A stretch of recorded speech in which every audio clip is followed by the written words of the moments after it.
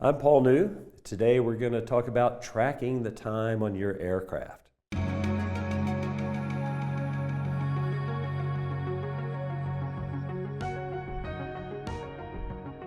FAA actually has a definition for it, and it is time in service.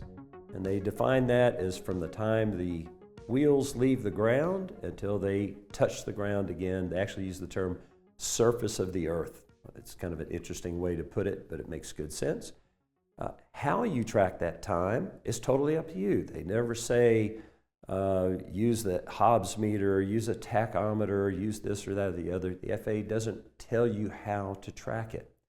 So you can track it any way you want. On my G1 Cirrus, it had a Hobbs meter, a single Hobbs meter, and that Hobbs meter was operating on oil pressure, which would switch it on and off. So it definitely tracked more time than just when the wheels were off the surface of the earth. Some of the newer airplanes have a flight timer, and that tracks the time basically from just being airborne. My airplane now has some avionics upgrade, and there are 3 timers in my airplane, which gets really confusing. But basically, you're going to follow whichever timer is the slowest. It sounds like cheating. It's really not cheating, but there's no timer in the airplane that's going to run slower or show less time than the timer that starts when you leave the surface of the earth and get back to the surface of the earth. All of the other ones have extra time built in. So it isn't cheating. Find out whichever timer is the slowest. The reason this is important is because you have so many things that you're tracking for maintenance as the owner of the airplane. And it's your job, not only your job, but it's the thing that you are in control of. You're supposed to do it, and it's not your mechanic's job. This is the thing that you as the aircraft owner are responsible for.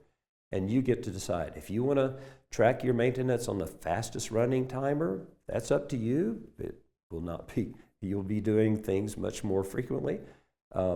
But if you use the slowest one, things will go in a proper amount of time. Your engine, if you want to track engine overhaul time, or if you want to track time between oil changes, that's a wonderful flight time sort of monitor. So it's your job to track when maintenance events are due. Again, not your mechanic's job, not your inspector's job. There are a lot of things that are due based on calendar time, which would be like ELT checks, your 24-month recertification checks for your altimeter, encoders, and transponders, those sort of things. So airworthiness directives don't just come due conveniently at annual inspection. Some are timed, tracked by flight time, some are calendar time, or these days we're all dealing with the throttle lever or power lever, AD, which is a weird combination of both of those. At least it was originally. So airworthiness directives come due just whenever they come due. It's your job to follow those. If you fly past the due time on an airworthiness directive, maintenance is not involved. You're the only one that's a part of that. So you have to keep up with these things. Now, when maintenance complies with some sort of time change item, one of the things that they should do is in the logbook entry, they should state that they complied with this thing and when it is next due. So that's the communication to you of when to be prepared to do this again. So there's also airworthiness limitations.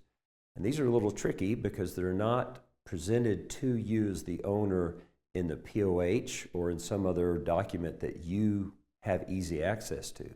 They are actually in Chapter 4 of the maintenance manual. So you may want to get with your maintenance provider and find out what all these things are. Things like caps, the reefing line cutters.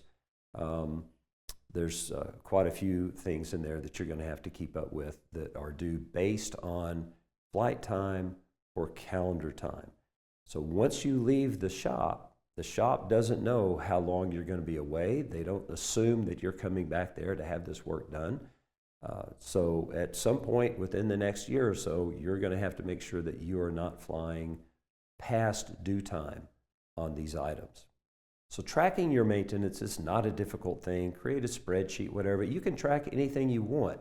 There are some things that you must track, like the ADs, the airworthiness limitations, those sort of things. But you can add in oil changes. You can monitor how long your tires wear. You can do service bulletins, pick up any service bulletins. Of course, they're not mandatory unless they're a part of an airworthiness directive. But anything that you want to track, you can track. And that will become your job. So when you show up for maintenance, you let the maintenance provider know what things are due and get those things taken care of.